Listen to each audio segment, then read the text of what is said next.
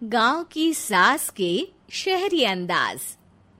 निधि को विकास से प्यार तो था, पर वो शादी करके उसके साथ गांव में नहीं बसना चाहती थी।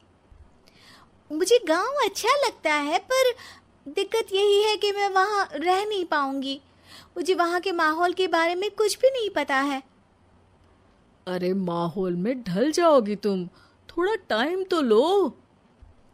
और विकास गांव में ही रह के ऑर्गेनिक खेती करता है, इतना अलग काम है। और यहाँ शहर में क्या है, कितना प्रदूषण और भीड़ है यहाँ। पर विकास यहाँ आके भी तो खेती कर सकते हैं ना। अरे शहर में एक प्लॉट लेने में जिंदगी भर की कमाई चली जाती है, खेत कैसे लोगे? सोच ले निधि, विकास गांव का है, वहीं उसका काम भी है। तेरे पास कोई नौकरी भी नहीं है, ना ही तुझे कभी काम करना था। उफ़ो, मुझे कुछ समझ में नहीं आ रहा, मुझे अकेला छोड़ दो। उसी दिन निधि विकास से मिलती है। यार, मेरे सारे दोस्त यही हैं। अरे दोस्त तो गांव में भी बन सकते हैं ना निधि। गांव के लोगों से कैसे दोस्ती कर पाऊंगी?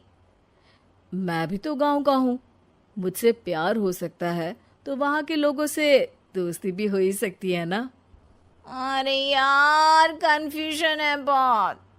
सोच लो निधि, शादी के मंडप पे छोड़ के मत जाना, वरना दोनों के परिवार की नाक कट जाएगी। अभी बोल दो, पत्रिका नहीं छपाते हैं। निधि के पास तो कोई चारा नहीं बचा। वो विकास से इतना प्यार करती है कि उसे छोड़ भी नहीं सकती। वो विकास के लिए गांव में शादी करके बसने को तैयार हो जाती है। जल्द ही दोनों की शादी हो जाती है। आई होप तुमको गांव में अच्छा लगेगा। मुझे पता है गांव में और शहर में अंतर क्या है, वहाँ के लोगों की सोच में अंतर है। मुझे पता है कि कैसा लगेगा मुझे। तुम ये बिना देखे किसी चीज के बारे में कुछ भी सोचने की आदत छोड़ दो ना। निधि ने उस वक्त तो कुछ भी नहीं कहा, पर वो सोचती है कि सबको इस बात का एहसास तो करवाना ही पड़ेगा कि वो सही है। उसके दिमाग में एक तरकीब आई। उसने सोचा कि गांव के लोगों के लिए वो ऐसा काम करेगी कि आगे से उसे कोई किसी काम का बोलेगा ही नहीं। शादी के एक दिन बाद निधि की सास ने फरमाइश की। निधि बेटा, अपने हाथ से कुछ खाने का बना दे। बिल्कुल सासू माँ, थोड़ा सा रुकिए, अभी बनाती हूँ। ये सही मौका था निधि के पास ये बताने का कि गांव के लोगों और उसके रहन सहन में कितना अंतर है। रोटी सब्जी दलिया भाजी खाने वालों के लिए पिज्ज़ा बना देती हूँ, तब इनको समझ में आएगा। न खा पाएंगी, न कभी कुछ बनाने की बात कहेंगे। थोड़ी देर में निधि सास के लिए पिज्ज़ा बनाकर ले आती है। ये लीजिए माँ जी, आपके लिए मैंने ये बनाया है। इसे हम शहर में पिज्जा कहते हैं, है ना बेटा? है? आपको कैसे पता कि इसे पिज्जा कहते हैं? अरे पिज्जा को पिज्जा नहीं बोलेंगे तो क्या फ्रेंच फ्राइज कहेंगे?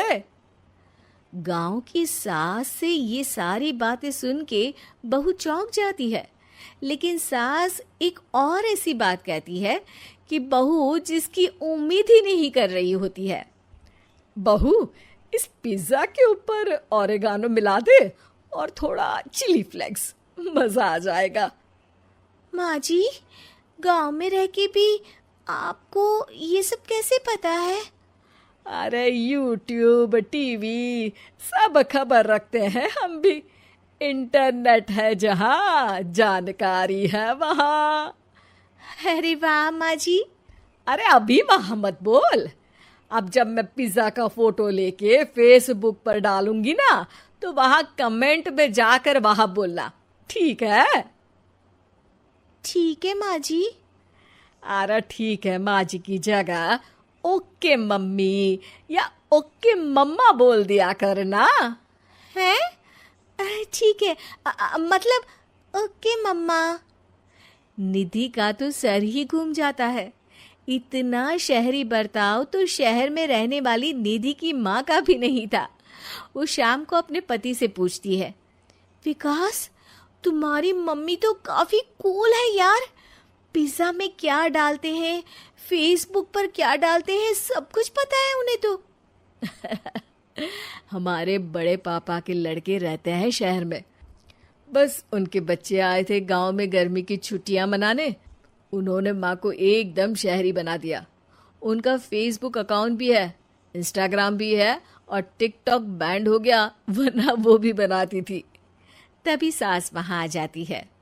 अरे निधि, मैं तुझे टैग नहीं कर पा रही हूँ, जरा मेरी फ्रेंड रिक्वेस्ट एक्सेप्ट तो कर दे। निधि की गांव को लेकर जो राय थी वो अपनी सासू माँ को देख के बिल्कुल बदल जाती है। और अब निधि भी सोशल मीडिया पे अपनी सास के साथ लाइव आती है और कमेंट बाजी भी करती है, ताकि सबको पता चले कि गांव में रह के भी उसका जीवन शहर जैसा ही है और उसके आसपास के लोगों के अंदाज भी एकदम शहरी है।